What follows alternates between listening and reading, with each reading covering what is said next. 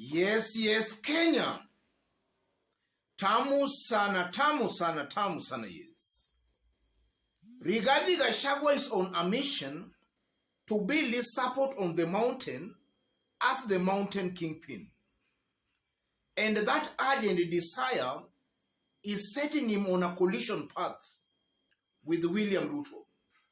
Yesterday, Ruto and Rigathi were in Kericho, and Rigathi Gachagua made these remarks. Na nimemwambia Senator Cheriot, ungesema vile nilikuambia. Uliposema tuangalie kitambulisho ya baba yake, nikakwambia ukitaka tuende hiyo barabara tutabadilisha. Tuseme tuangalie kura alipigiwa, tujue ni wapi anapendwa. Kwa hivyo mkileta hiyo maneno ya kitambulisho, na sisi tutasema hapana, hatutaangalia kitambulisho, tuangalie kura ya William Ruto, tujue pahali alipendwa zaidi, basi atakuwa mtoto ya huko. Si tumekubaliana? Yes. Those remarks by Rigathi Gachagua appears to be very innocent remarks, but they carry a lot of weighty political undertones. Rigathi was responding to Kericho Senator and Kenya Kwanza majority leader in the Senate, Arun Cheruiyot, who had claimed that William Ruto comes from Kericho County. And Arun Cheruiyot, if you listen to his full speech, also claimed that they rented out William Ruto to some areas, to some regions. So William Ruto should be back home. Listen briefly to Arun Cheruiyot. Sasa Arun Cheruiyot made those remarks earlier before Rigathi responded. And those are the remarks that informed Rigathi Gachagua's response. I'm taking that as a shadow boxing between William Ruto and Rigathi Gachagua. It's almost certain and very clear Arun Cheruiyot was speaking on behalf of William Samoei Ruto. If you look at politics the way politics is, Arun Cheruiyot was most likely speaking on behalf of William Ruto. And he was sending a very clear message to the mountain that Kenya is bigger than the mountain. I believe William Ruto has realized, or he is realizing, that the mountain is holding him hostage. So William Ruto was just telling them through Arun Cheruiyot that Kenya is bigger than the mountain. That's one thing I'm seeing here. And then that response by Rigathi Gachagua just shows clearly the turmoil, the fight between the mountain and Kalenjin Rift Valley, or rather the suspicion. These two regions are really suspicious of one another. William Ruto and his close allies are very suspicious of these mountain leaders. And that's why largely, if you look at William Ruto's appointments at State House, there is no leader he has picked from the mountain, from the gamer communities. All leaders in that at State House Comptroller, Chief of Staff, there is no leader from the mountain. William Ruto has assigned those roles. An indication again that William Ruto, as much as the mountain voted for him, he might be suspicious of the mountain. And the response by Rigathi Gachagua is also worth noting, because this is not the first time Rigathi Gachagua is talking about the votes William Ruto got on the mountain.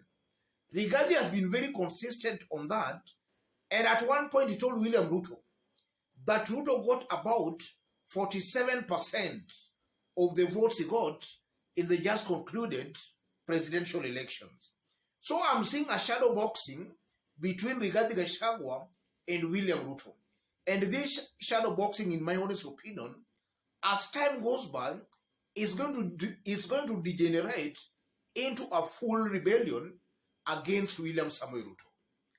And if you look at the shadow boxing between these two regions, I'm seeing those are just some of the implications of a president just being voted for by only 2 communities. A president who is voted for by all Kenyan communities, such kind of discussions cannot actually surface. Because after all, he has been voted for by all Kenyan communities. If you look at Raila Odinga, Raila got votes almost across the country in all the 6 regions out of 8 regions of Kenya. William Ruto mainly got votes from Kalenjin Rift Valley and on the mountain. So you can see these 2 regions are most likely trying to outdo one another. And the thing that is, or rather what is causing all that, in my honest opinion, are developments. The mountain wants more share of development or more positions in William Ruto's government. Ruto, or rather leaders supporting William Ruto and maybe William Ruto himself, is also now just trying to tell the mountain that that's now not possible.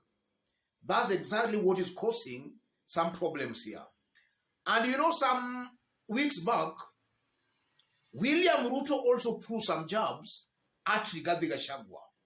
There was a video that was going viral of Rigathi Gachagua eating, and he was not properly using some forks.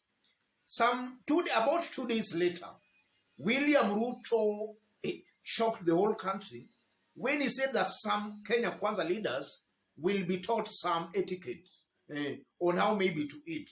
So it's almost clear that William Ruto and Rigathi Gachagua might be sizing each other politically, more so on the mountain. Rigathi wants to dominate the mountain politics.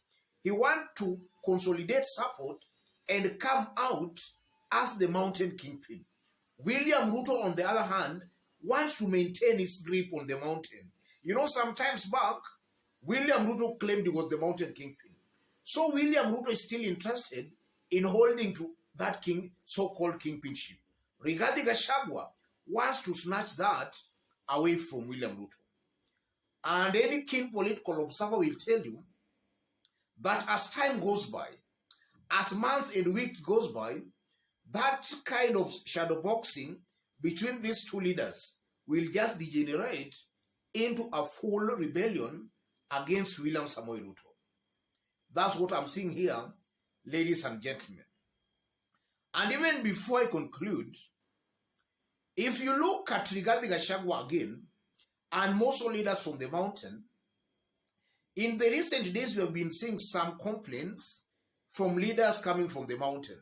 Rigathi Gachagua, not Rigathi, Ndindi Nyoro, made it very clear that Rigathi, or even him, Ndindi Nyoro, cannot see William Ruto without Farouk Kibet's approval. Those remarks also sounded innocent, but they carried a lot of political weight. And then some few weeks back again, or rather some days back, slightly about 2 weeks, we also saw Nyeri governor claiming that William Ruto does not pick his calls nowadays.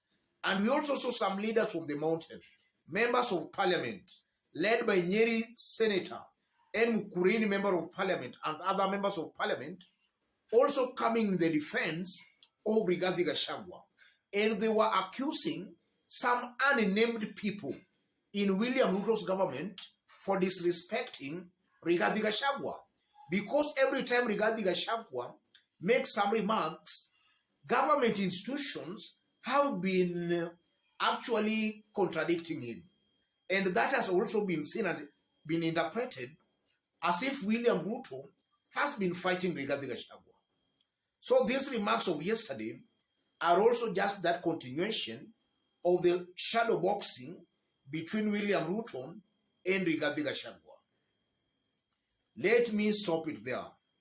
But before I stop, if you are watching us for the very first time, subscribe, give this video a like. And to our fans and subscribers here, I've pinned my number on the comment section. If you want to have a chat discussion with me, or even to support the channel, feel free to contact me through the number. God bless you. God bless Kenya. Let's meet in our next analysis. Thank you.